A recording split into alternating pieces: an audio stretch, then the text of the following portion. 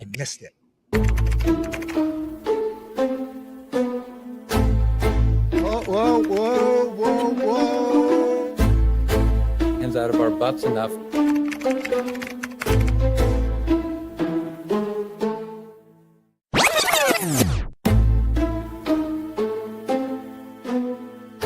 I'm Rod, your host. And I'm producer Barbie. And together, we bring you our podcast, Insights and Straight Talk. And with that, producer Barbie and I are out.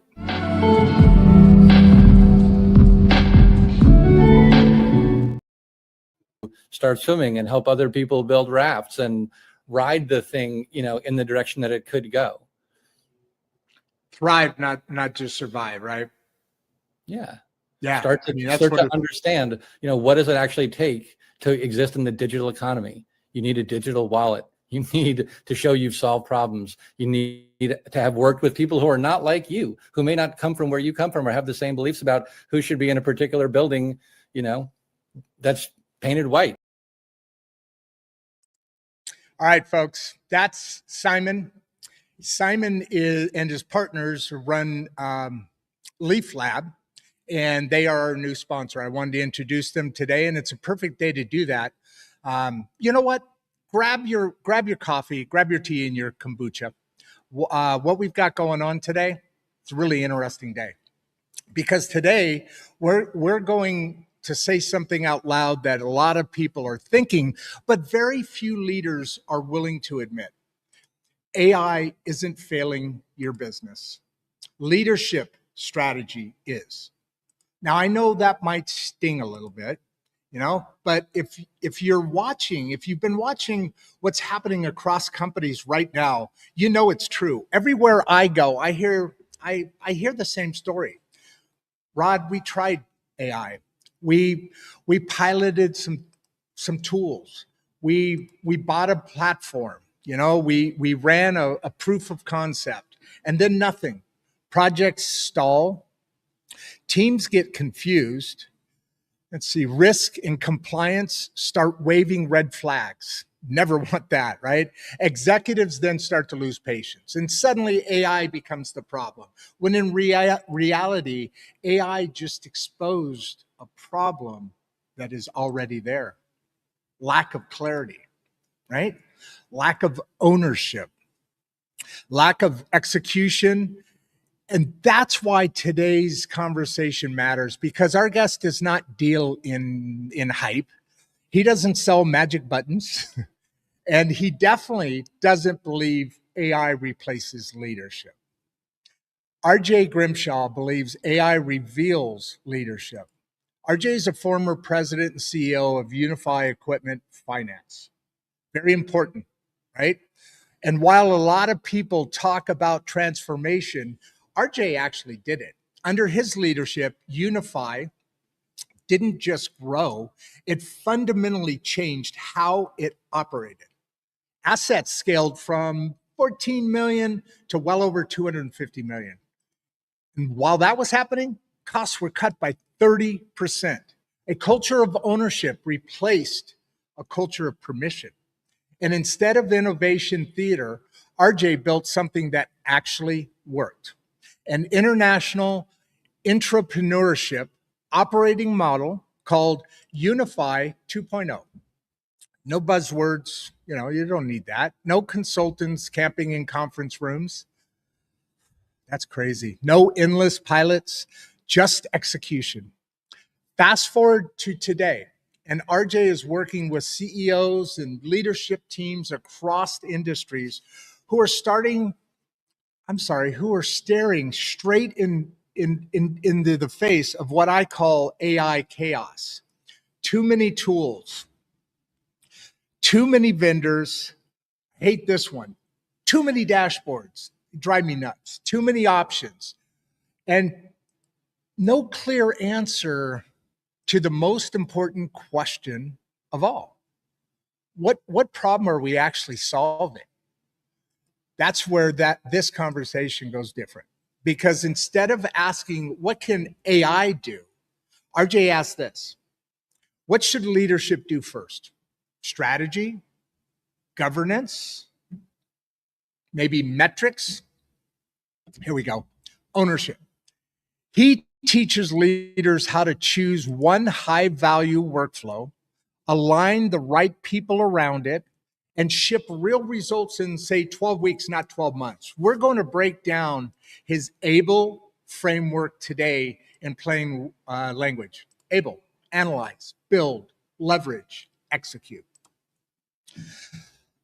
Not as theory, but as an operating model leaders can actually use.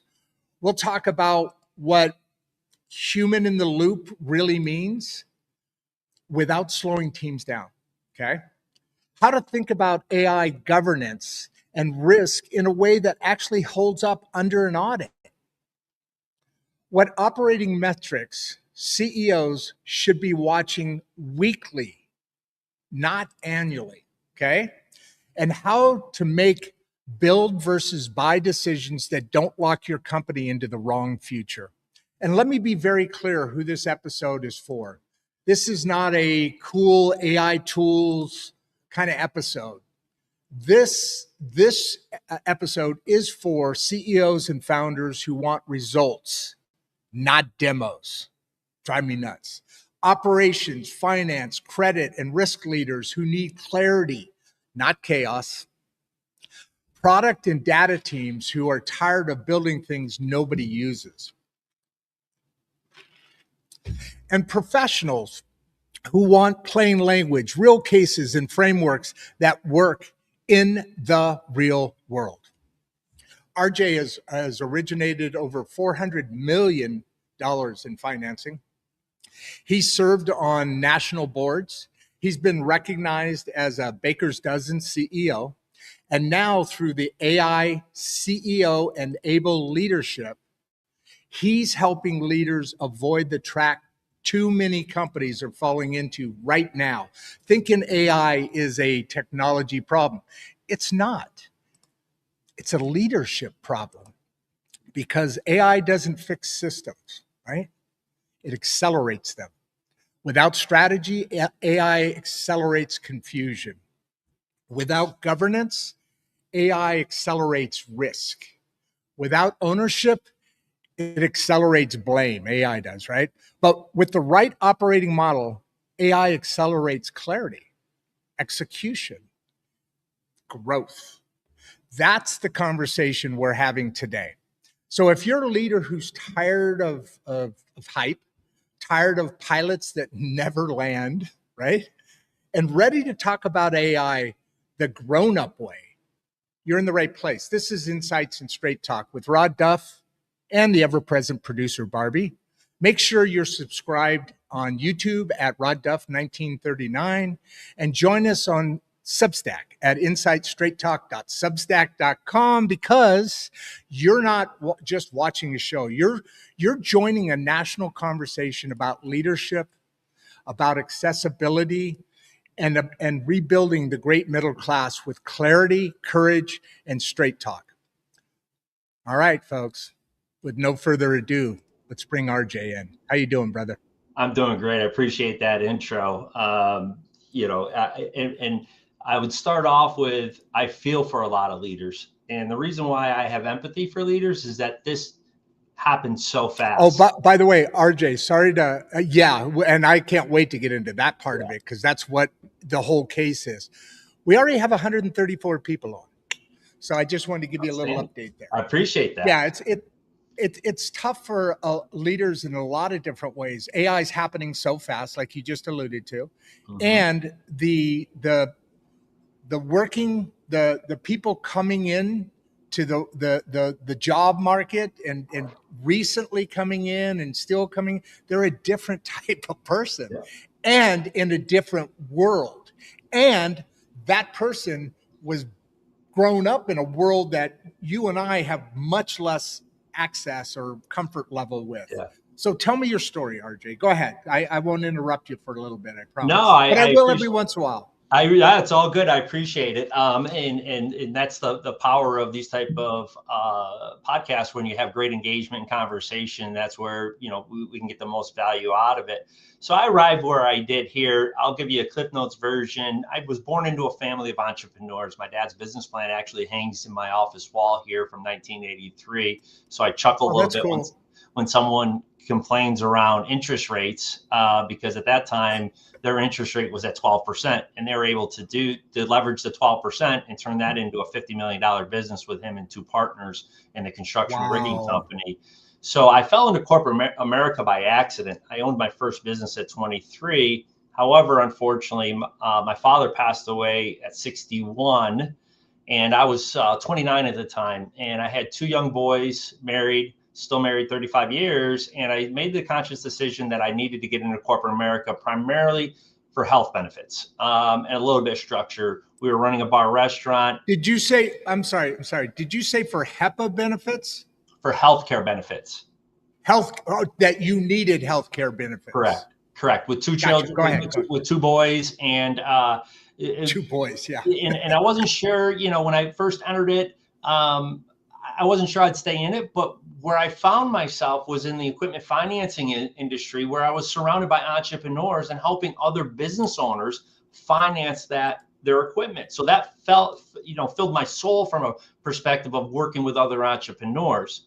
So I did the corporate climb of the ladder, and I ended up as CEO at the last 10 years at Unify Equipment Finance, which is an amazing story because it was allowed me to really push the innovation and entrepreneurship that I became so fond of in terms of growing a company. And really what drives a lot of that is just a desire of constant and never-ending learning.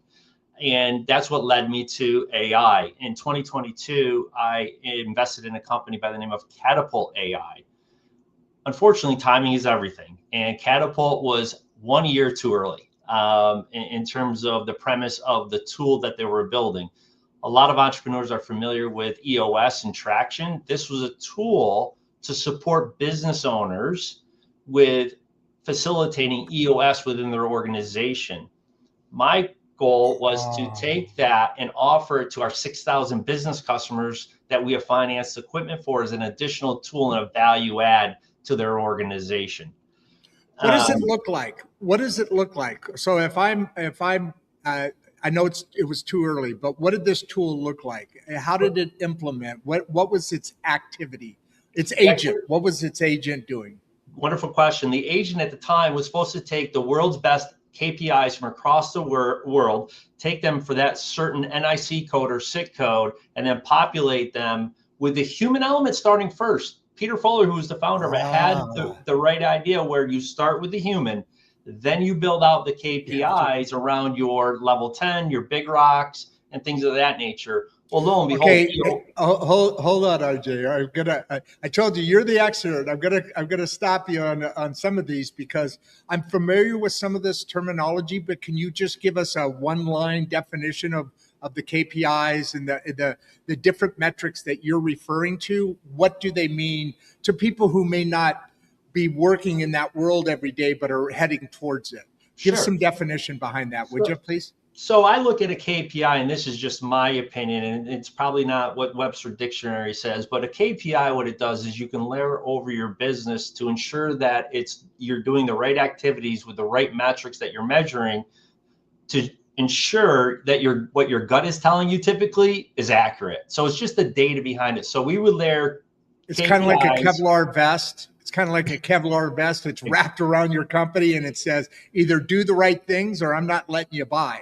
Exactly. And then there was an accountability component to it where the team could see the accountability piece of every person within the organization. We were able to do that at Unify primarily because we were very transparent with all of our team members. And before I move on, I really want to go back to Unify and really what we honed in on to drive what we accomplished. It wasn't RJ. It was the incredible people that I was able to surround myself with, that we were focused on having that entrepreneurship mindset. And an entrepreneur as 5 traits. One is they're a life learner. Second, they're going to give extra discretionary effort. Third, there's alignment with your mission and vision and what you're doing on a daily basis. They're passionate just about life. Typically, they have a lot of ideas, very passionate. And the last thing is they take ownership. Because if you're an entrepreneur in an organization, typically you are influencing other people to do certain things that aren't on their job description.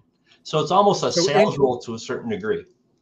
So intrapreneurship is similar to entrepreneurship in that entrepreneurship is the individual building something. Intrapreneurship is the individual or individuals building something within somebody else's organization, but taking ownership and having that entrepreneur spirit. Is that where the intrapreneurship comes from? Spot on. And I should have defined it before we jumped into it, where you're exactly right. Yeah, but I got a chance. See, but I get a clip there. And then right as I paused, you said, the expert said, spot on. You know, I'm going to clip all that. I love it. I love it. I'm going to pat myself on the back. And really why I love talking around entrepreneurs, because people could self-identify and they should champion that they're an entrepreneur. There's an additional value when you put on your resume that you are an entrepreneur. People now, it's interesting as I continue to speak around this and things of that nature.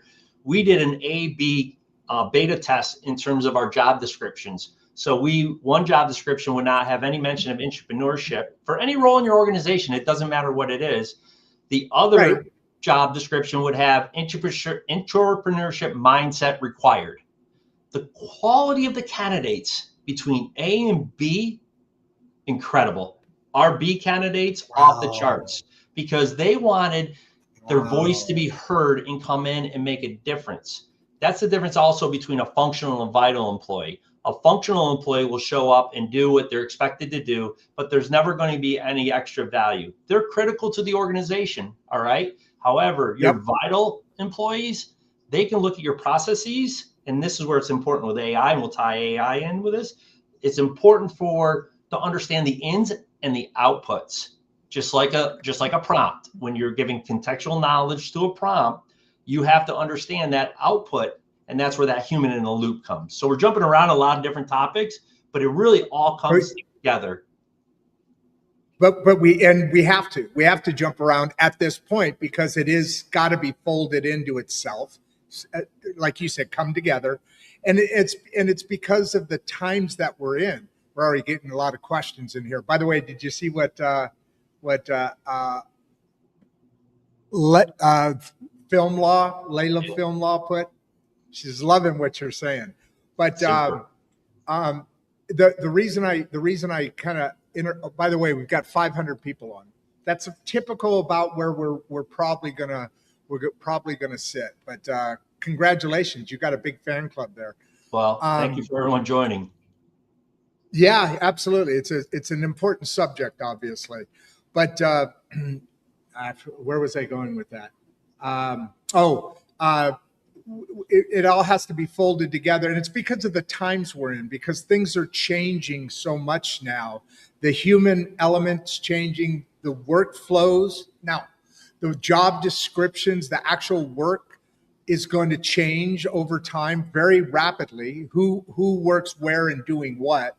And one of the things that you're getting to right now that really interested me, my son Brandon, he's in his 40s. He does a podcast like this, and he's been on mine a few times, and he talks about AI and you know, the things that this generation, his generation, and before, no, after, you know, younger and younger and younger, all interested in this new way of life, because I don't know it.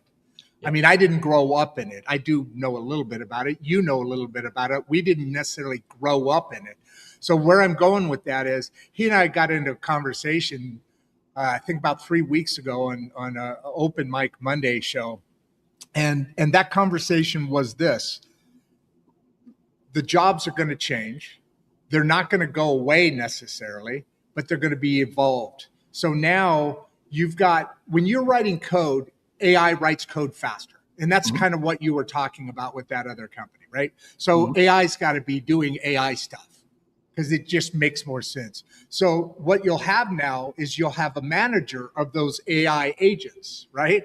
because there's still mistakes. You talked about putting in the human element and doing all that. That's where all that's got to tie together. Go ahead. I just wanted to inject that into this part of the conversation because we're in a time where there's a lot of this going on.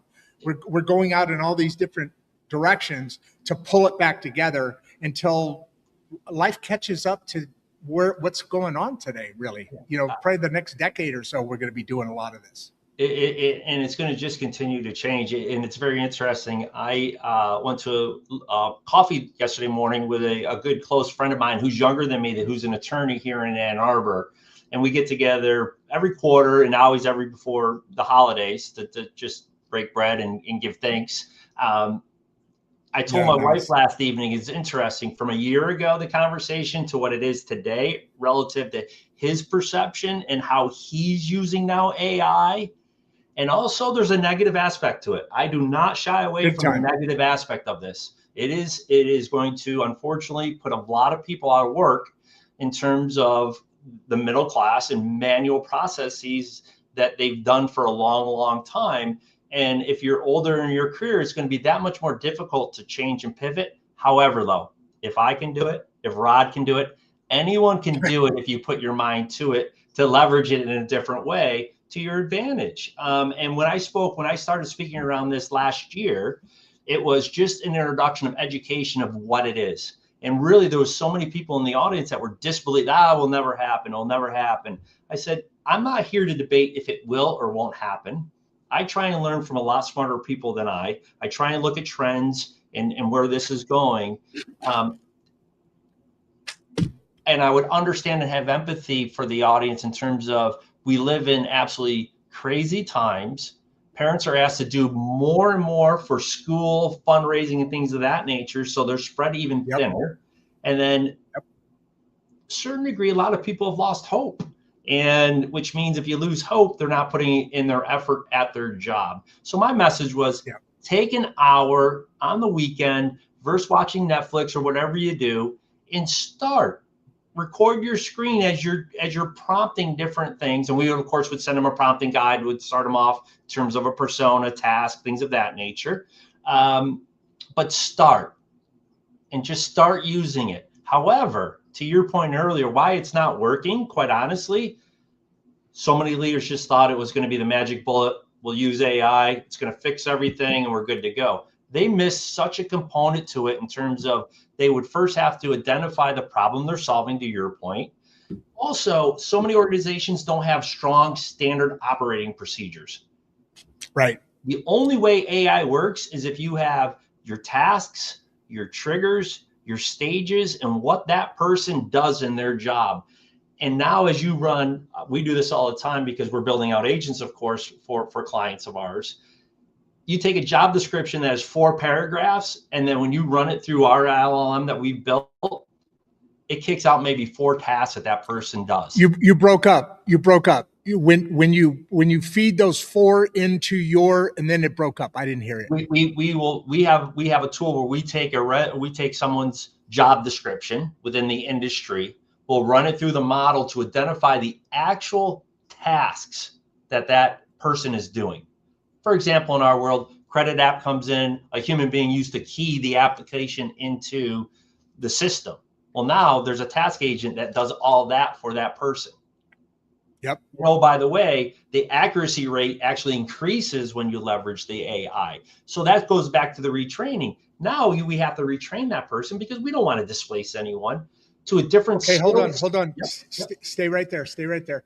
Okay, so you're right now you're talking about you're going back to training. So whoever was keying in that information for the credit app is being retrained for something else while the AI is now doing that, correct? That's what you're saying? That's what I'm saying, because it's become so much faster. Okay, sorry. Let me just finish my thought, though. I'm sorry. In that, though, and it's going to affect lawyers. It's going to write SOPs. AI is doing all of that. So there's AI and there's OI. There's already all these other ones we don't talk about, like for maintenance and all that in manufacturing site. But you have to train that agent, right? I mean, you talked about retraining of the person. but that AI agent needs to be trained. And the more it gets to know you, in my case, gets to know me, it starts building a rhythm that is me. You know what I'm saying there? In I know other words, exactly it gets better as you train it more. I know exactly what you're saying, and people don't realize that they can actually change that They in their don't. memory in their open AI. You're able to go and personalize that. So, for example, Yeah. if we're working on a project that I know we're no longer working in, I'll go in and clean out that memory so it never references it again and it understands, no, actually, we're going in this direction now. But That's back to the interesting. human, right? I really want to focus on the human. This is why it's important to have entrepreneurs, because entrepreneurs is, so say if that person was a self-appointed entrepreneur, they're going to be excited now that they're not doing manual key labor. They're actually now going to be looking at the output of that credit application and then helping it facilitated that much faster in terms of maybe what bank they're going to send it to or what funding source they're going to send it to. And they can become more strategic and look at different things, as well as provide that feedback back to the organization, maybe on any friction that is in the customer journey that used to be manual, but now we're leveraging the AI. Sorry, I was a little slow on my click there. That's okay. I'm listening to what you're saying. Like I told you before, when I pop off, you're in the green room. I can hear you. You can't hear me. But the reason I was slow at coming back is because we're not quite at these questions yet, because we're still in that intersection between the AI and the human. And your point being well taken, and the rest of these, a lot are really leaning into your 2.0 program and some questions about how did that get, how long did it take to implement, how quickly did you start seeing results, that kind of stuff. We'll get to those. Mm-hmm. So what you're saying now is and it's a logical fear, because one of my grandbabies, I do a show with her on Saturdays. She's 16, high school sweethearts, my second son and daughter. So we do a show together called Insights and Straight Talk with Emma Lynn and Grandpa Rod. Cute name, I love it. But every Saturday we talk about the evolving, same thing here, of the educational system. That's really needs to evolve. Mm-hmm. But and then when you're talking about so I have another granddaughter. She's 2 years old, and her mom, in other words, my daughter-in-law's mom, right, her grandma, and I were talking on her first birthday party a year ago. And we're across the little island in the kitchen together, and we were talking. We got onto AI discussion, and this is what scares the death out of most people. All jobs are going to be eliminated. It's going to be done by robots and AI. And the other thing is they don't understand it. So what she does, she just wants to bury her head in the sand, and that you're not going to not thrive. You may not even survive. Mm-hmm. So the fear that's natural but untrue is the workforce is going to change, and you got to change with it. But other than that, it's going to be different types of jobs, probably better jobs. That data input stuff, I can't do that. Yeah, I hate doing the prep work for setting up the show with you. I love doing the show. This is the part I love, but I'm a one-man band, so AI is a big help for me. And go on. It's a huge help, and that's the exact way to look at it. And I do have empathy for someone that says, I want nothing to do with it. I completely understand. With that being said, though, you're going to have to find something to do from a living perspective that's probably a manual type of job where a human is still involved, and that's an HVAC for now anyways, HVAC and plumbing, right. Blue collar jobs, which are much needed in the United States. And making good money. They're making good money. Great, and they're not going to get replaced. They're not going to get replaced. Soon. So I have two boys, hockey players, as you can see in my background, 31 and 26. I saw that.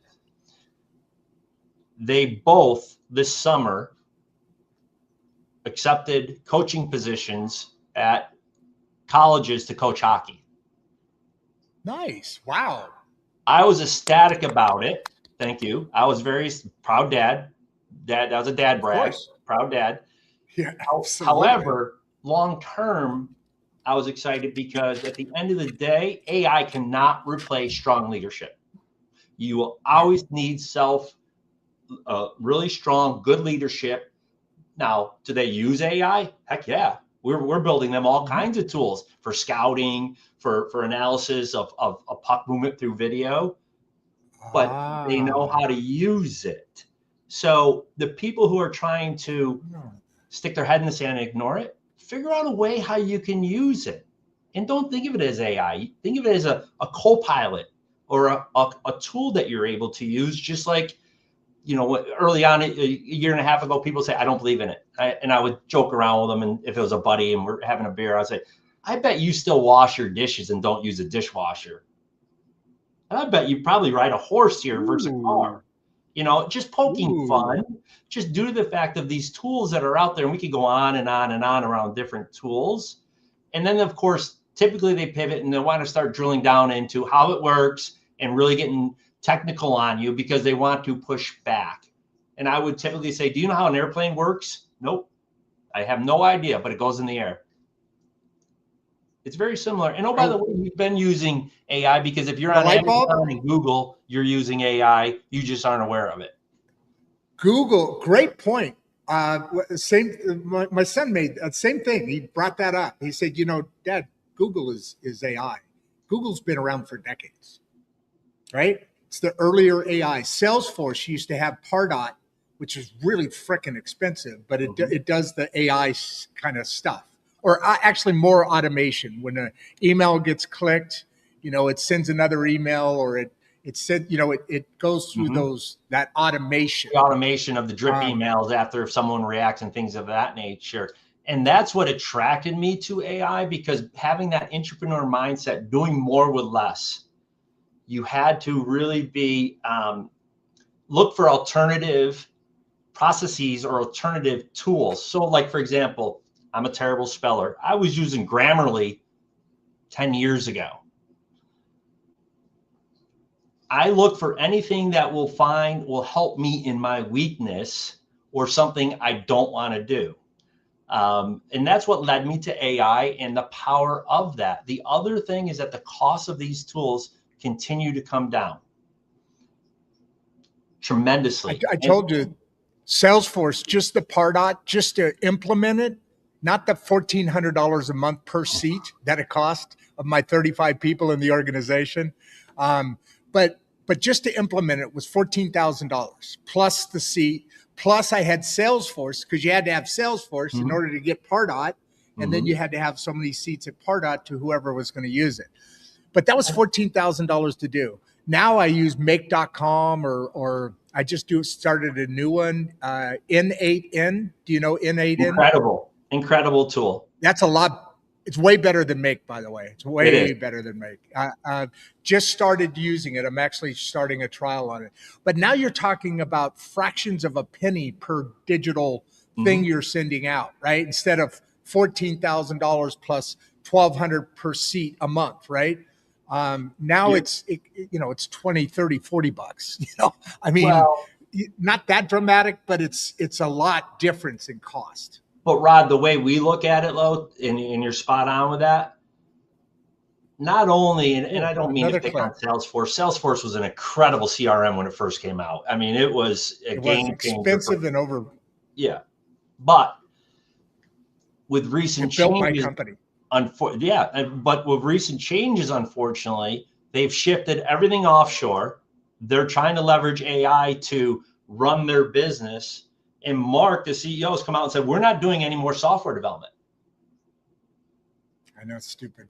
So that's where we try and educate business owners relative to these tools we can now build, or we can find alternatives which are better suited for you because they're specific to your industry, and or like NAN. All that organization does is focus on orchestration of agents and automation. Unlike Salesforce, who's trying to push that on you, but really they're a CRM company. They are. That's what they are. Microsoft's doing the same thing with Copilot within Microsoft. And I always chuckle when I'll talk to a CEO. Oh, we're using AI. Okay, great. That's all. How are you using it? Oh, we just deployed Copilot. Okay, I appreciate you. I'm not sure I'm a fan of Copilot. It's terrible. Go ahead. It's terrible. Microsoft's Copilot is god awful. It's terrible. Yeah. I tell every it's client. Irritating to me when I try and write an email. It always wants to jump in there. I'm trying to figure out how to turn that off because it interferes. It actually does more to me. It does more harm than it. But I don't use it that much because I'm not a fan. So I tested it because that's my responsibility to ensure that before I speak that we've turned it off. We don't have any Copilot running on any of our systems at all. Oh, you can do that? You can turn it off completely? You can go in and turn it off and suppress it for now. However, it's interesting how Microsoft works. It's back on. It's like, I didn't It's Microsoft. It's Microsoft. It's Microsoft. So you have to work through that. But I really want to focus on the aspect of the tools now that entrepreneurs and business leaders, as well as yourself as a personal. Like my wife has built some tools relative, and my wife is a non-tech person. However, she got tired of me talking about it nonstop in all these conversations, and she leaned into it. And now she uses it and's built out different apps for herself, for her own personal life. And that's the cool. There's a company called Lovable.com, Lovable.com. Lovable is an absolutely incredible tool. If you just wanted to start there and forget about OpenAI and Claude and the other tools, what's it do? Lovable will build you an app by you just conversely prompting it. So it's like the training of an agent. It's not training of an agent, but for example, if you wanted to build a family calendar that you could host, and you could actually take an example of a Google Calendar, snip it, put it in Lovable, and prompt it talking to it. I would like you to build a calendar very similar to Google. Here, we're going to have 4 people logging into it. We would like it color-coded by each person. You're building the software, and then you watch the agent behind that's been trained by Lovable build it, and then up pops the website in the tool. Now, it's not that easy. It sounds easy. I'm making it sound easy, and you can able to get the MVP or the POC and have it pop up. Now that's where you need the technical skill to tie it into a Notion or hold on.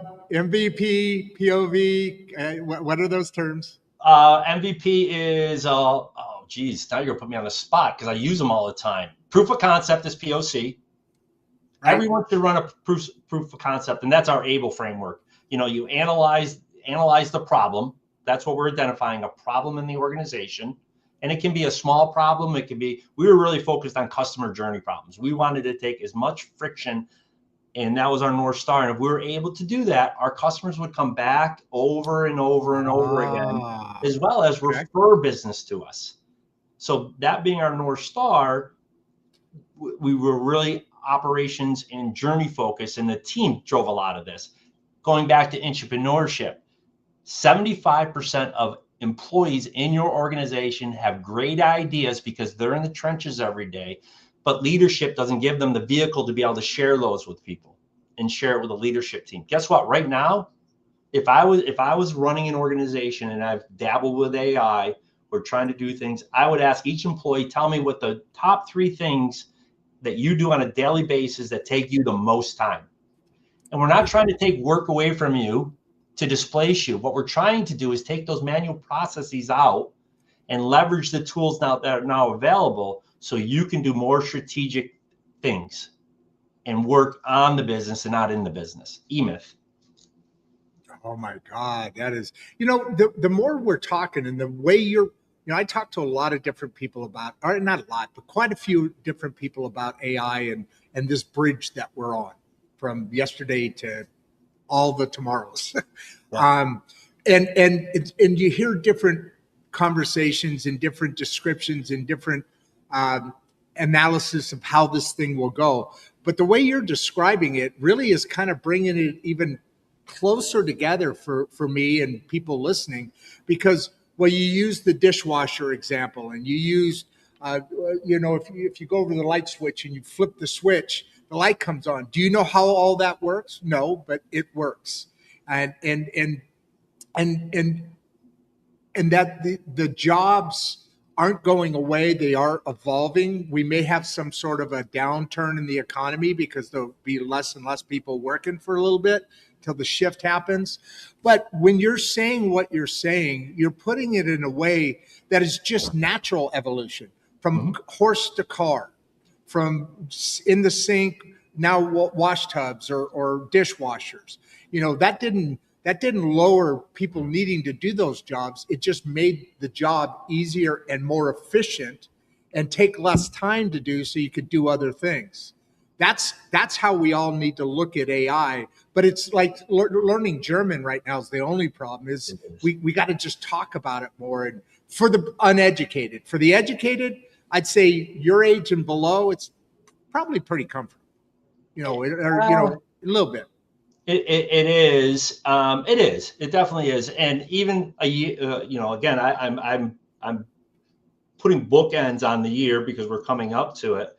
And the conversations from last December to now are completely different conversations, which is fascinating, as well as it shows you the change of pace. We've never had a technology that has evolved and been leveraged to the degree that AI is now. And AI is such a big word, right? AI is like the word technology. Okay, we use technology. Right. Well, what part of technology are we talking about? So when people say AI, it's everything from prompting to now agents to data to leveraging your data. And there's so much that goes into it. The data is a key point. So as you're building out your agents, you have to have a knowledge base that educates your agent what it's doing. And if that knowledge base is not structured correctly, that's when the AI hallucinates. So that's when people say, oh, it hallucinates, no good. Well, unfortunately, I applaud you for taking action. I applaud you for building it out. However, you didn't research it correctly or hire someone to help you with that, because after they teach you once, and that's what I love about this, I can teach people or an organization how to do something, and then you just duplicate it over and over and over again. Now, the technology might be changing on the front end. However, how it reads the data, there's only 4 or 5 ways, and they will not change. Right. And at the end of the day, we really need to understand that an AI agent is like an employee. You've got to give them the right instructions, kind of like what we're talking about now. Let me give you an analogy. Let me give you a great way for people to understand this. If you were to walk down to a coworker's office and you asked them to do something, and when you walked away, they did not have a clear understanding of exactly what you asked them, that's it. And when you really I drive my wife nuts because I've told her I've become very, very literal in the way that I communicate with people. Because if you're using AI a lot, like we do, you're driving these agents for different tasks, and you have to tell it specifically how to behave. Yep. So there's no gray area. And what can happen there? You talked about I forgot the word that you used. Hallucination. Sometimes it can go into hallucination, and once that happens, it's because, like you said, you didn't do the right research or whatever. You didn't know how to ask the question. Like, I'm trying to write something, but I don't really know what I want. I know what I want, but I'm not clear myself. You're passing that on to another employee, like you said, a coworker down the hall or whatever. And then you get into a rabbit hole with that. With AI, you could sometimes go down this rabbit hole that has nothing to do with what you really wanted to do, but it only is feeding back to you what you're feeding it, right? Here is, if all the viewers take away one item that you can implement if you're leveraging AI, is after every third prompt, you tell the LLM to reground to the original task. Because an LLM is built to continue to advance you. And that's why it comes back with 3 or 4 things. Do you want to do this next? Right. I've gone down that rabbit hole. Yeah, that sounds great. Let's go. And it doesn't work. And all of a sudden you'll end up at a place that's like, I did not want this. This is not what I wanted. So that's why we actually now embed that prompt in our agents, where it always reverts back to the task every third interaction. And now we saw our outputs become extremely tight on the original task that we're asking it. So again, we use 3. We're still testing it to ensure that 3 is the right number. Some of our engineers think that maybe it could be 4, but we're regrounding back to the original task. And it's a simple prompt of, please reground yourself back to the original task and provide an output to that, how you've advanced. And it'll say, it'll actually compliment you. It'll say, thank you for that. We need to reground. And then it's funny. It's funny when you get complimented by your agent, isn't it? I'm polite to it. I've had people, because I'll say, if I'm communicating. Oh, I've cussed mine out. Oh, I've done that too. Oh my God, so freaking irritating. God damn it, weird. So of course I collaborate with my engineers, because I'm not an engineer. I'm far from it. You're a money person. Yeah, and they'll laugh. They're like, "Oh, you got into it last night with your agent, huh?" Because I'll be same as you. I'm like, yeah, but I've learned now, and I would highly advise this to people as you're using these tools, especially in OpenAI. They are pushing new updates so fast. They are. Sometimes you're in AI and you're trying to use it and it's just not behaving the way that you're accustomed to. Get up, walk away, go do something else, go read a book, go back to something you can do, draw out your SOPs on a piece of paper, because that is just OpenAI pushing something. Until they get it pushed out, you're going to have those challenges. And I don't have an answer for that other than just do the fact, again, because we spend so much time in OpenAI specifically, we can see the changes when they're doing that. And we're like, oh, that's cool. For example, projects. Are you using projects in OpenAI? I have not. Depends on what you mean by projects. So on your left hand, on your left hand in your OpenAI, you have your GPTs that you use. Yes. Then there's an area for projects. What projects is a folder that you're able to have everything contained and separated from everything else from a project perspective, that you can add an instruction to what you're doing in that project, as well as you're able to have all the threads, those are your communications, in the same project, and it doesn't get messy. Yep. Yeah, I've got it. I did not start off that way, and I use it constantly now. But yeah, I do use that now, and it does help a lot. And what it also does is it, like you said, if you didn't clear that out yet, it has the memory of all the stuff you've done on the other, you got the project name, 50 characters or less, and then each one underneath of that for a different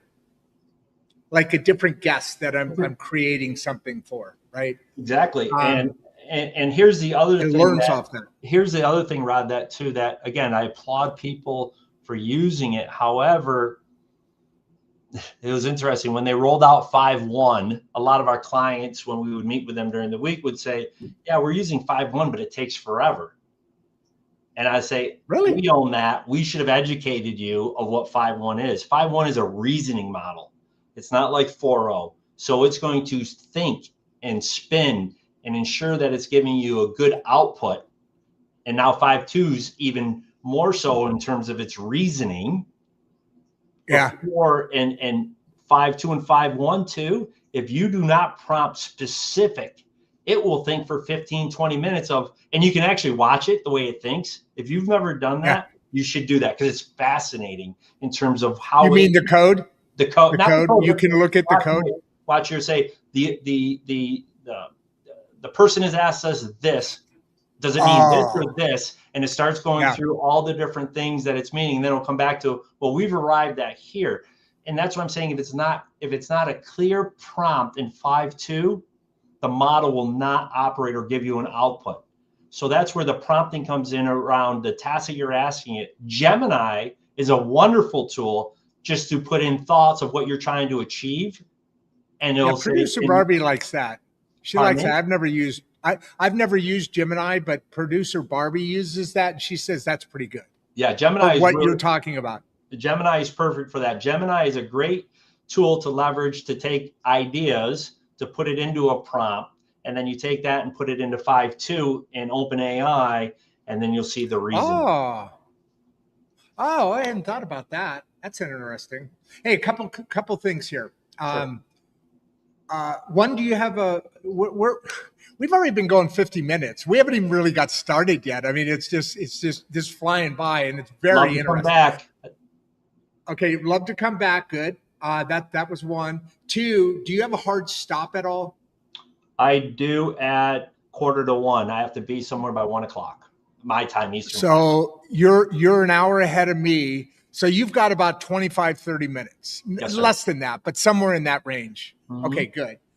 And then next, before we head out, I do want to get into how, when you're working with a CEO, I'm a small, tiny little company, but everything we're talking about, my mind is clicking and going, hey, I could use this to go to the next level, to be more efficient than I am now, which is 2,000% more than I was 2 years ago when I just started using AI. I want to talk to you about that after a little bit.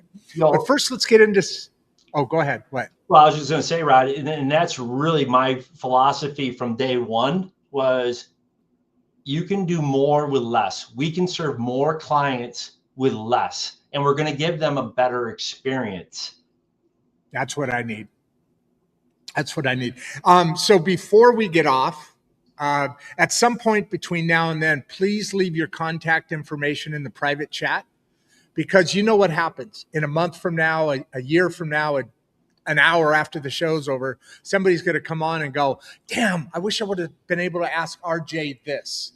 And if they leave comments, which I want you to leave comments on the episode, like the episode, leave comments. But, that may not get answered for a week, a month. I don't know, whenever I happen to pop on and look at the episode or I get a notification. Whereas here, perfect. You got your website and email. Team at, that's your email. And right? Well, I have a personal email. The reason I use Team is that. if I'm off-site at a client, I want to ensure we're responding accordingly to that person, because a lot of times people are working in the model at that time, and if they're like me, I want an answer right now. What am I doing wrong, or how can I fix this? I would love to answer the first question, or the question here. What is the? I was just getting ready to do that. Go ahead. What is the very first AI workflow you chose to pilot? Yes. That is a question to ask yourself, and the way that you ask yourself is, what is a task that I'm doing in my role in the organization that takes me the most time? That's what you said. That you can leverage AI. In my world, it was, we started right at the beginning of the customer journey in terms of the credit application that would come in. We built a task or an agent that would be our intake for the credit application that would map it into the CRM system, read all the data through what they call OCR. And you're going to ask me what OCR is. It's parsing of the document, of reading the data to assure that it's being aligned properly within our CRM system. That's one task. But really, you need to self-reflect back to what you do in your organization. And again, ask yourself what takes a lot of time that we can mend, or we can build automation into that. That's where I would start. That's exactly it. You want the biggest time killers to be hit first. I mean, that's the biggest ROI, right? The return.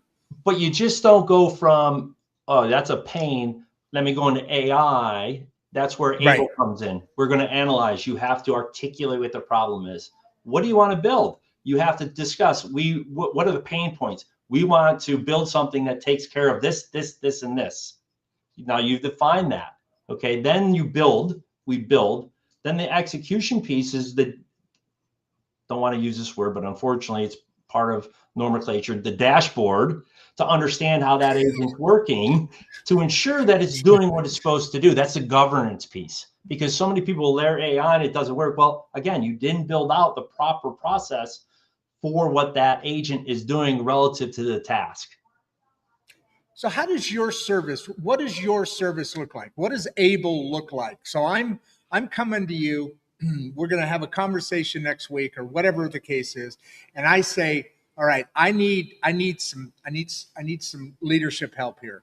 Not for employees, just for my agents being the best, most efficient, most reliable employees or agents, to do the half a dozen to dozen different things that I need done on a daily basis. I write for the column here in the newspaper.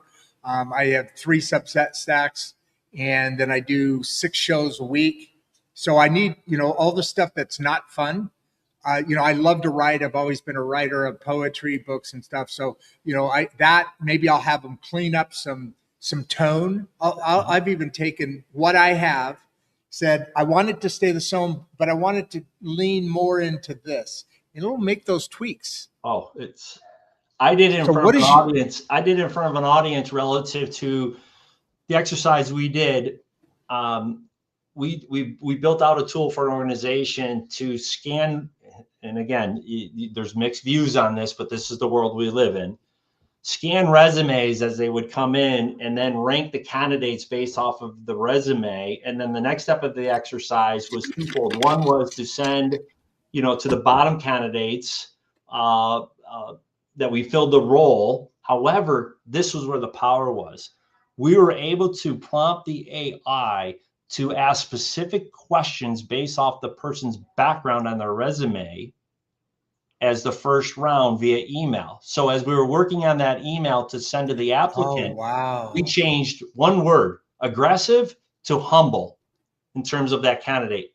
Is this a candidate we really want? Or is this a candidate that's on maybe the third choice? How do you word that email? And it was amazing in terms of the difference. And that's when people said, oh, yeah. It changed the email that you sent out. You Correct. Didn't change it.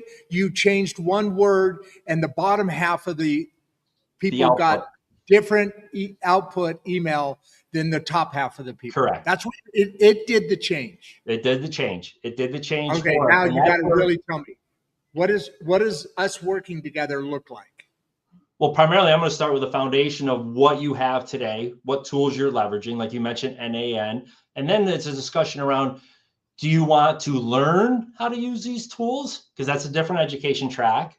Or do you want us to build it for you, or a combination? Okay, RJ, we want you to build these 3. I'm going to work on this task myself, because eventually everyone's going to be able to build these tools, leverage these tools and build them themselves. That's where will all end up. You will not need an RJ or you're going to be able to do this. Now, I say that, however, I use the analogy of cooking food, right? Anyone can cook their dinner. However, restaurants do really, really well because they just want to show up and eat. Well, that's the same thing. They just want the tools to leverage. The other thing specifically right now, Rod, which is so important, because I live this every day, and I had buddies, 2 years ago, oh, the AI guru, I'm like, I fell into this because I made a decision to leave corporate America.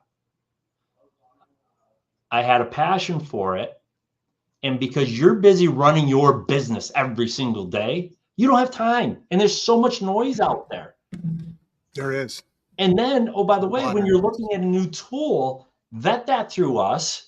And we can tell you what we believe, and we'll do, because we have engineers that can look at the tech structure, the tech stack, and cut through the sizzle and the BS that people are selling out there to say yes or no, or this is how we would structure it, or guess what? We can build it for you.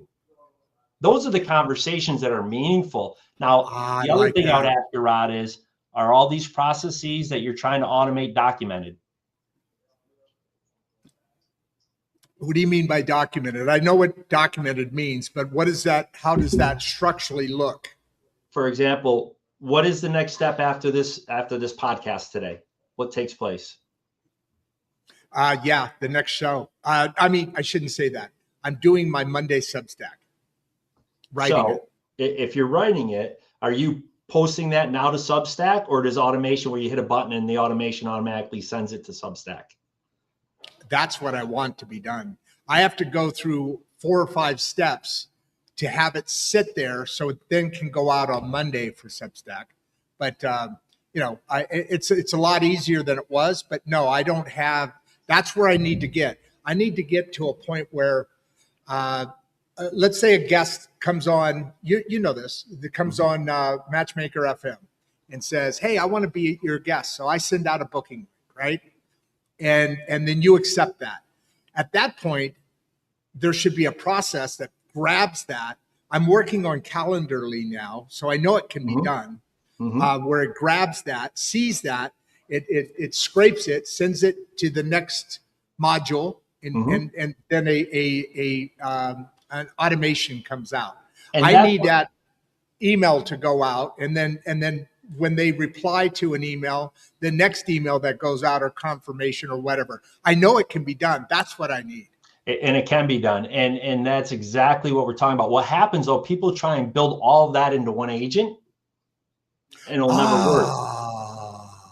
You have to have proper orchestration back to the task that it's that you're looking to accomplish. I'm guilty of it. Our first agents, we were trying to, let's take this whole process and build one agent to do it. It doesn't work. And that's where it would break. So that's that's one reason why people are struggling it. But the real reason is people didn't take the time, and I'm defending people because it was just being thrown at them at such a pace. And a lot of people are like, we have to use this. We have to figure out how to use it. And then they call someone, they come in and would sell them. And I'm not saying broad stroke that it's all bad. However, if someone's walking in saying to you, we need a 3-year contract to build this off of a SaaS model, run. Just say, no, thank you. Appreciate it. You're not the right fit for us. And now in defense of the person selling it, why they're doing that is they understand that this technology is going to continue to come down in price. And there's going to be new tools every single day that are going to be specific to maybe your industry and or the task that you're doing. And they're just defending, they're building their moat. That's all they're doing. You look at Otter AI and all these transcription services. They did that exactly, where they would lock you in, blast out emails to everyone in your contact list. They were trying to build a moat to make it very difficult for you to get away from their product. I built my own Otter AI that's now in my ecosystem that I can map accordingly and have the automation work properly versus hoping Otter AIs. And I'm not here to pick on Otter AI.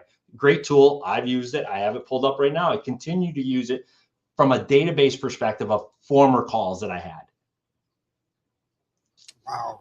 So what you're, at the end of the day, I can literally have a series as far, whatever I want to accomplish, but in the what we just talked about, I could have we could work together and your company could build a custom agent that is specific to doing the best job at this function that I need within my company. Correct. So I'll go back to equipment financing, because again, that's where this all started. We built the task agent of the intake agent. Now we layer the task of the review agent. That review agent is almost like a human that will go in to ensure that everything is mapped accordingly, that the credit application is attached in the CRM, that the dealer, it's a verification. Then after that task agent, it kicks to the next agent, which will now be the credit reviewer. That will pull the credit reports, go out through API to the different reports and pull them in. Well, originally, Rod, we were trying to build all that in one.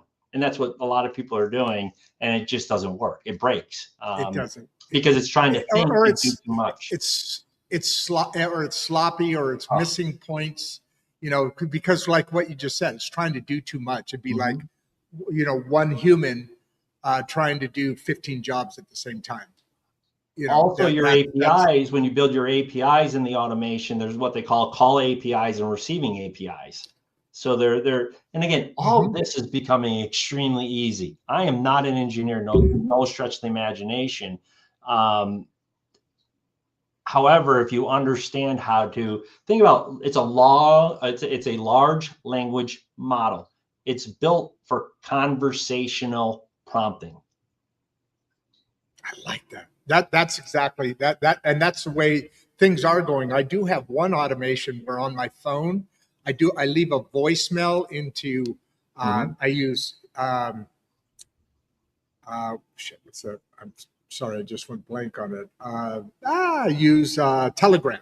So I pull up my Telegram and I leave it a voicemail, and then I've got this automation that when that voicemail hits, that there's a receiving, and then it sends it to the next one that then starts building images, and because it sends out, it uses what I said and makes it better because of the agent has been trained over the last year and a half. I used to take my dogs out for walks and want to send some social media out. I do a 3-minute ish. That's about the right. Too much more and it gets over, and too little and it's not enough. So I send like maybe a 3-minute voicemail, which is very easy to do, as you can tell for me. But then 15 minutes later, or 15 seconds later, on my X, I have one that's geared towards X. On my Instagram, it's geared towards the audience of Instagram, which is totally different than Facebook and LinkedIn. So, boom, that's an awesome. Let me ask you this question, Rod. Are you doing different end user personas for each? Yes. Perfect. Yes. That's absolutely critical. That's the reason I did it. You know how much you talked about saving time? I love doing the social media stuff. That's all awesome, and editing videos and all that. But I could only do so much of that. Now I can do that conversation and send to all of my audience. I have an audience of the teenagers because we have Regeneration School Project, about 30% in that teenage up to 25-ish. We've got that 35 to 45-ish.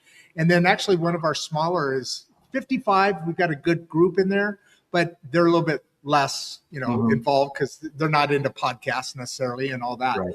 So each social media has its own audience. I mean, I watch all of them and you probably watch all of them. So there's a little bit of difference in there, but 90% of the people who watch Instagram are certain audience type. And right?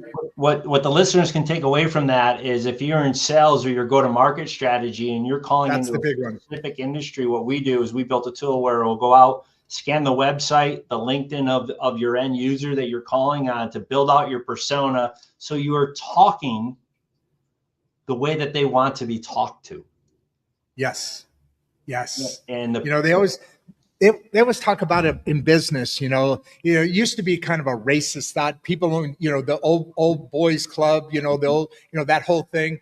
But especially as we've gotten more sophisticated and more this and more that, at the end of the day, still people, I'm in sales. I grew up in sales and marketing. That's what I am. And the biggest thing that I learned early on, which really brought very good sales results, was as I'm sitting down in a meeting with somebody and we're talking, Jim Rohn, I don't know if you ever remember him. One of my favorites.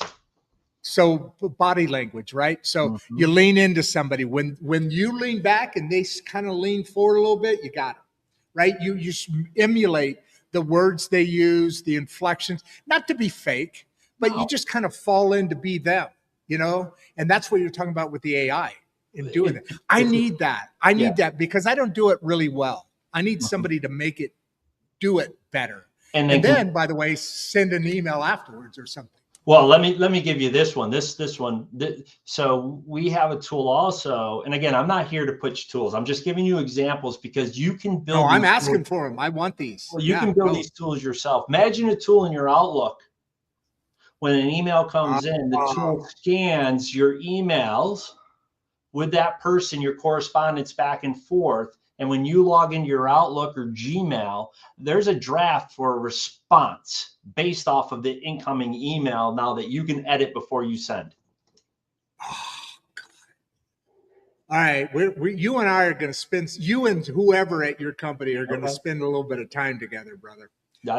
Let's get I know you got a little bit of a hard stop, so I don't want to push you too hard. And I'll answer the rest of the questions that we may not get to, but they're giving us their time, right? I mean, 500 people have given us an hour and 10 minutes so far.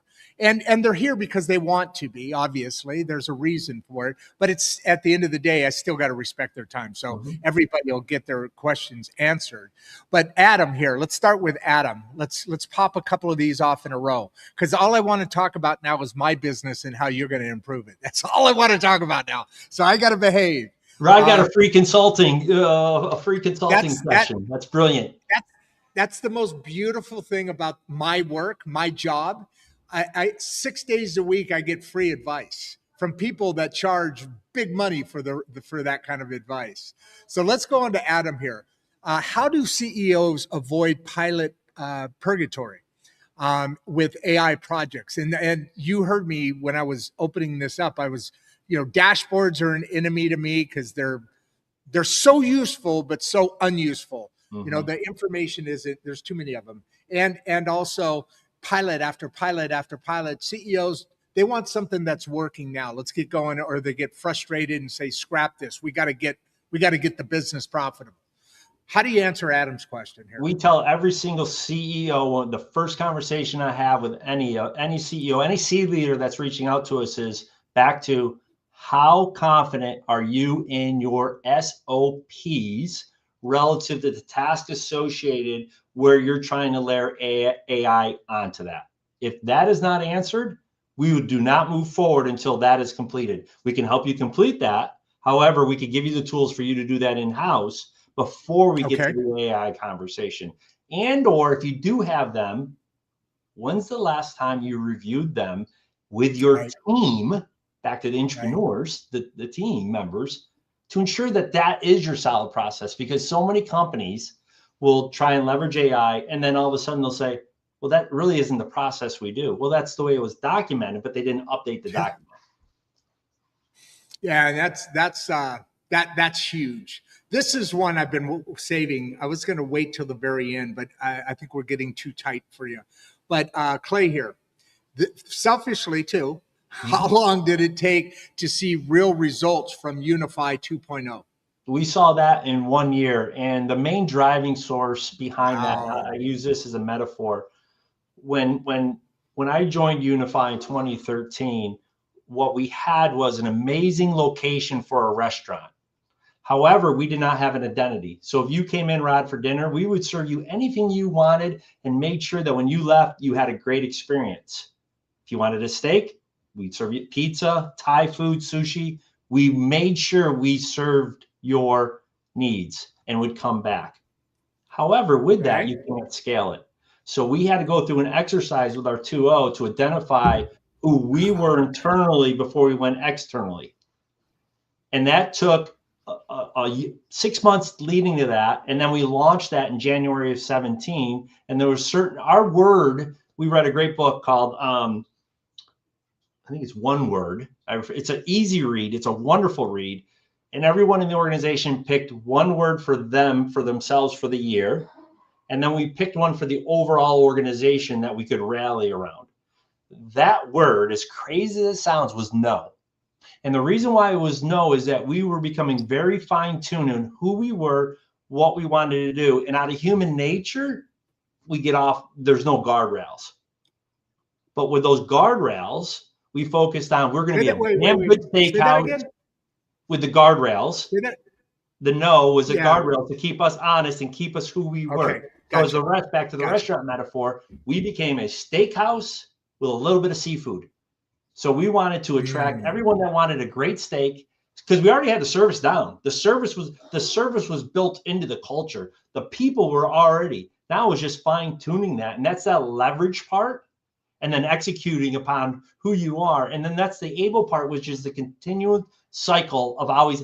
And it's just every quarter, analyze, build, leverage, execute of every process and task in your organization. And when we became just focused on being a steakhouse and a seafood, our business grew again another 30% in 1 year.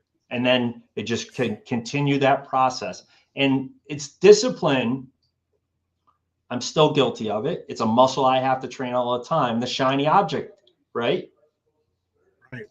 And the other thing, when the team that you're building and they get used to seeing the same thing, like your chef, He knows he could do a beautiful steak in his sleep. Where before pizza, oh, I got to learn how to do a pizza. So you become more efficient. And then your customer, from a customer perspective, you're giving them a better journey and a better product, and they continue to come back. And guess what? As they continue to come back, now you become a premium. Now you can start increasing your margins because they're so embedded with you. Now you're charging probably what you deserve, right? Not overcharging, but what the market, bears. And now you're able to do that. So we're able to increase our profitability because we're able to increase our margin because we had raving fans that were loyal to us. So that year you started seeing results was actually less than a year because you were learning who you were for 6 months. Well, or was that before? That was before. So I took all the data from 2013 to 2016. And this was before AI. So it was the old spreadsheet. The data points of analyzing it, feedback from the organization. We went through an organization, almost back to EOS of asking, what is our identity to you? Because we wanted feedback from everyone. Then we also went to our customers and asked them, why do you work with Unify? What do you like about Unify? What don't you like? And then we took all of that data as a group to make a decision of who we were. And then that's when we kicked it off at our national sales meeting, January 2017. The other component of it is back to the no, we started saying no to things that were distractions before. The key component to that, Lo, is we ensured that we had a place to refer those customers to and not just say, no, we don't do that anymore. We would say, unfortunately, we do not offer that any longer. However, what we did is we vetted these 3 other people that do it. Here's their contact. Allow you to make a choice. We didn't just leave them high and dry. We wanted to do the right thing and take care of them. And again, now when they're back in our wheelhouse, who would they think of? Unify. Yeah, because you took care of them. Your whole at that point, I would say a lot of people would just say, "Hey, sorry, we don't do that anymore." Good luck, man. I appreciate your time. I thank you for the old days, whatever, and be about their way. But just doing that simple thing, which doesn't take that much effort, because whoever those 3 are, they're going to be the same 3. I mean, once you get the 3 out of the way, then anybody. Here's also the ancillary advantage of that. Those 3, if they come across something that doesn't fit in their wheelhouse, but it fits in our wheelhouse, it's a win-win. Again, you have to have an abundant mindset. You can't have a scarcity mindset. You have to understand that there's enough business to be had out there. Go find your little niche and just do it extremely well. Yeah, I like that, brother. I like that a lot. Real quick, I know you're probably right on the edge here. I just want to make sure. I want to ask you one more question, if I could, before you go. But is that the right email? I mean, website, right? Yes. On the screen. And then this is the team email, correct? Correct. Or if you just Google RJ Grimshaw, I want to answer that one question real quick. What is the which one? This one? That one. That's the one I want you to answer right there. I want to reiterate this over and over again. The biggest mistake leaders make is not understanding how they want to use AI. And the next piece is, what problem are they trying to solve? So many people start with a solution. They get it's going to do this, but they forget, it's really not a problem. And they don't build out the fundamentals also. But SOPs, make sure you have great tasks, great SOPs to leverage it. And if you're just starting, take any document that you have that you use and prompt it, please analyze this document. It is a document that outlines our SOP for this. Please point out any areas that we're missing as well as enhance it. That's how you can start using the AI. You can talk to AI to outline your SOPs. We take transcripts and build SOPs, and then we'll put them into graphs. And there's a great tool called Napkin. It's a wonderful tool that makes diagrams and charts and flow charts. Oh wow! Yeah, and one last thing, Notebook LM. Are you using Notebook LM? I do not even know what that is. Notebook LM is a wonderful tool that Google built. Google did the research, and our conversation for podcasts, this is how people like to learn, a conversational piece, not just a book, an audio book. I love audiobooks as well. Right. However, Notebook LM, you can take any YouTube video, any content, any knowledge base, put it into Notebook LM. It will make you a podcast, a video, infogram, FAQs, project maps, all for free. And here's the other thing you could do, Rod. You could take all of your You said Notebook Notebook what? LM. It's a Google product. It's free. Notebook LM. You could take all of your podcasts as well, run them through. Yeah. And then you could put automation from the content and have that go out to the different providers as well, where you're greenfielding your data. That's what I was just thinking. That's all, dude. We're gonna have to talk. We're gonna definitely have to talk, folks. This is a great resource. This is why we do this show. I mean, to have this type of mindset that allows us to get information that we normally wouldn't necessarily have access to. And so, everybody, give RJ a big hand here. Any last comments you want to make before you go about the rest of your day? Give us a big wave and send us off into the blue skies. Well, I appreciate the opportunity to speak. As you can tell, I'm very passionate about it. I'm very passionate about business owners. I'm very passionate about people that want to just become a better version of themselves.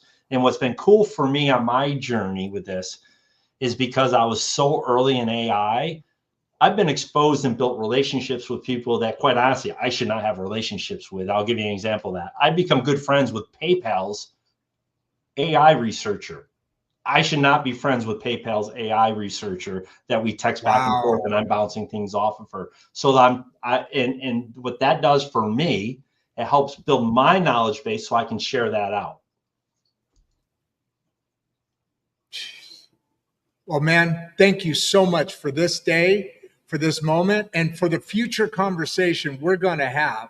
And hopefully with 100, 500, can't believe this, an hour and a half. And well, it's the subject too, obviously. And honestly, it's good to have somebody who knows how to communicate as well as you do, because it also needs to capture and contain somebody's attention. The subject is there, and then you add to that a beautiful conversation and very intellectual descriptions and complete. And I really appreciate that. I honor that.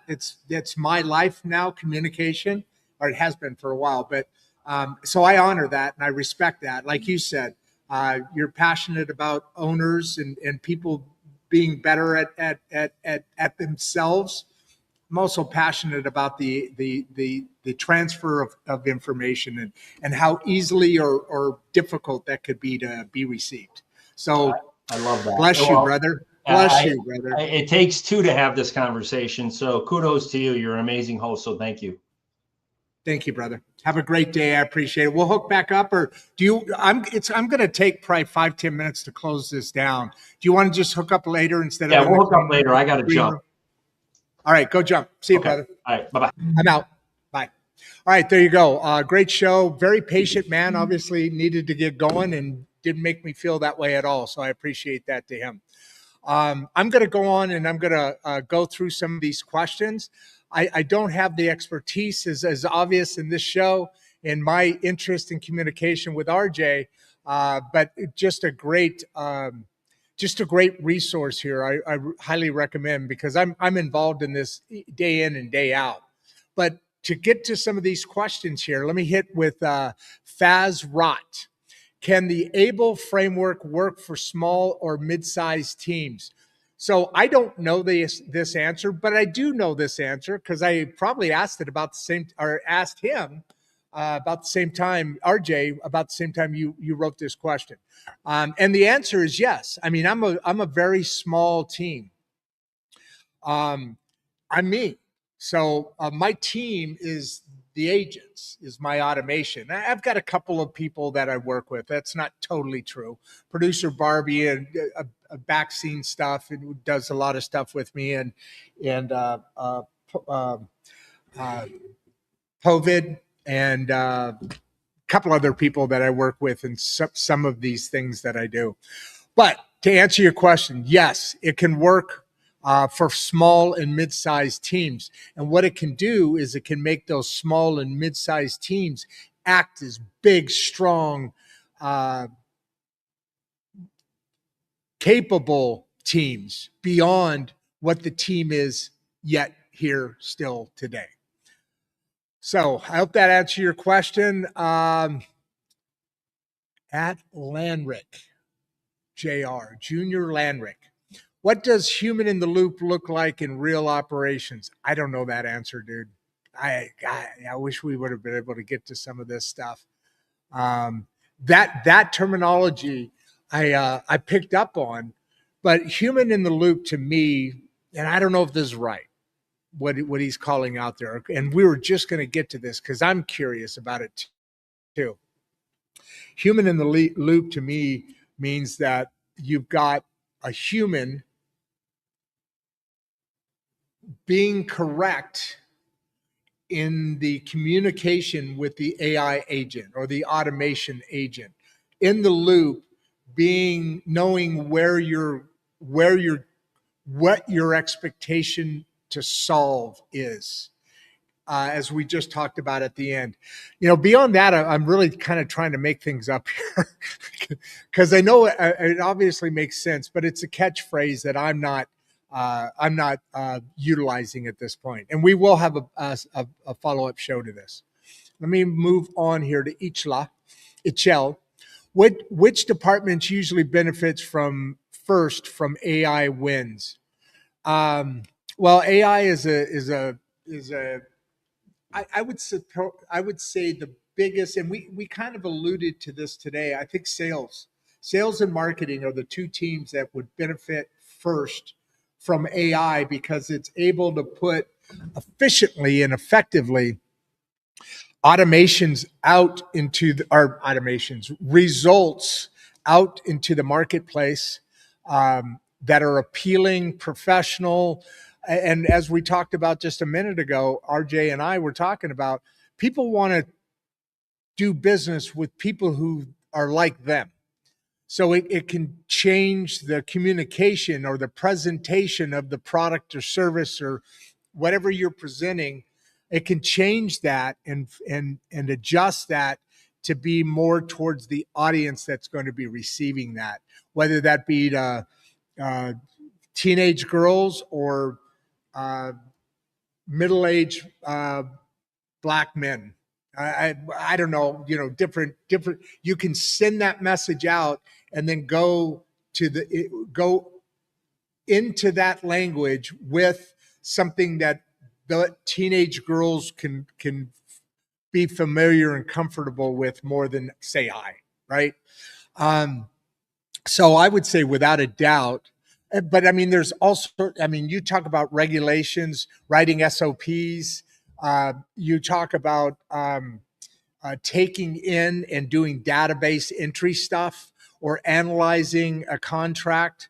All of those are big wins. But to me, the biggest ROI, that ROI is all about efficiency, reducing errors or mistakes, and having the turnaround quick enough so that it's not taking up more time from the organization. That's a great ROI, but comparing that to being able to spend 20 cents on a thing that goes out and gets you $50,000 in business is a really nice ROI too. What surprised you most during the $14 million to $250 million growth? That I don't know the answer to. That's a really good question though, Dirk. We're gonna have to follow that up with him in the next show, because that's an interesting question. I think what a good answer, what he would say to that would be, is how efficiently and effectively it happened without creating more chaos, actually reducing the chaos. I mean, shit, they went from 14 to, what was it? 14 to $250 million. And while doing that, they reduced their costs went down by 30%.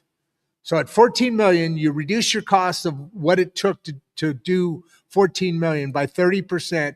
And then as you're doing that, you increase that revenue stream to 250 million. Pretty impressive.